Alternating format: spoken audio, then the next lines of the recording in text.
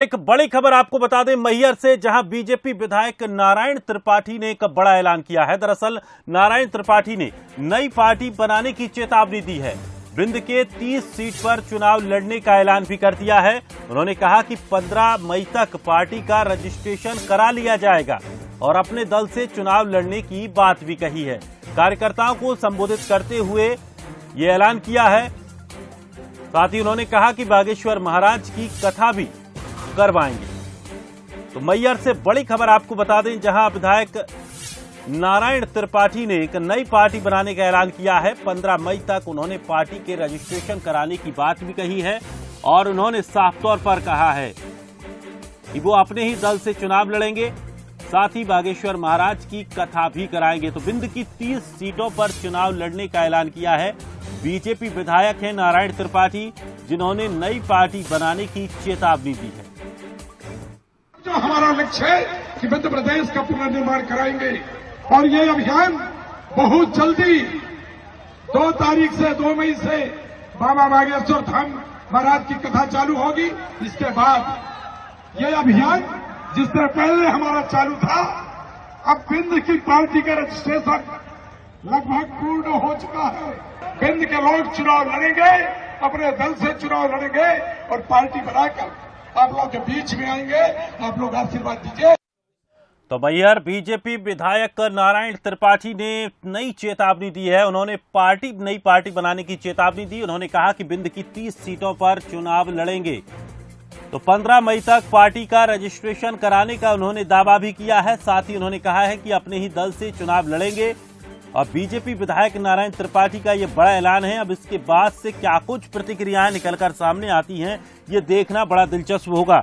चुनावी साल है और इस तरह की जब बयानबाजी या इस तरह की नाराजगियां जब सामने आती हैं तो साफ तौर पर इसका नुकसान पार्टी को होता है। तो अब बीजेपी की तरफ से किस तरह की प्रतिक्रिया रहेगी, ये देखना भी बड़ा दिलचस्प होगा। साथ ही कांग्रेस की भी क्या प्रतिक्रिया रहेगी, ये जानना भी बड़ा दिलचस्प होगा।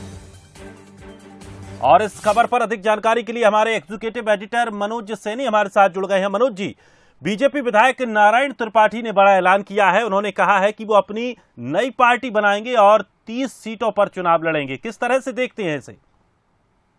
देखिए, नारायण त्रिपाठी एक अलग तरह के विधायक रहे हैं। वो दोनों दलों के साथ जुड़ते रहे, कांग्रेस से भी जीते, सपा से भी जीते, निर्दलीय भी चुनाव जीते और फिर भाजपा से भी चुनाव जीतते रहे। लेकिन अब धीरे धीरे कर ये कहा जाए कि उनकी जो जमीन है वो खिसक रही, और जमीन खिसक रही है तो फिर क्या किया जाए। तो पार्टी नई बनाने की तैयारी में है। जैसा उन्होंने कल कहा भी, पहले उन्होंने बिंद को लेकर मांग उठाई, फिर ब्राह्मण को लेकर मांग उठाई, अब ये नई बात उन्होंने कह दी है कि हम पार्टी बनाने जा रहे हैं। लेकिन जो स्थितियां भारतीय जनता पार्टी के भीतर है, ऐसा कहा जा रहा, हम देखते भी हैं लगातार, वो चाहे भारतीय जनता पार्टी के दफ्तर में आए या बाकी अलग जगह, तो एक तरह से दरकिनार पार्टी की तरफ से भी करते हुए नजर आती पार्टी, और उसी तरह की स्थितियां कांग्रेस के भीतर से भी है। तो अब नया क्या किया जाए, तो नई पार्टी बनाने की तैयारी में, और हमेशा चुनाव के पहले वो ऐसा कुछ नया सीखा छोड़ते हैं, कुछ नया करते हैं और उसी तरफ नारायण त्रिपाठी की बढ़ने की तैयारी। लेकिन निश्चित रूप से यदि नारायण त्रिपाठी एक नई पार्टी बनाते हैं तो उसका कितना असर होगा, पहले तो ये कि वो अपनी सीट बचा पाए,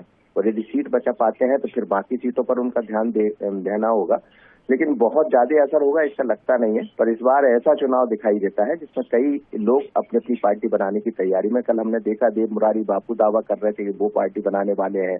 दूसरी तरफ एक IAS अफसर अपनी सर्व भारत पार्टी की उन्होंने घोषणा कर दी है।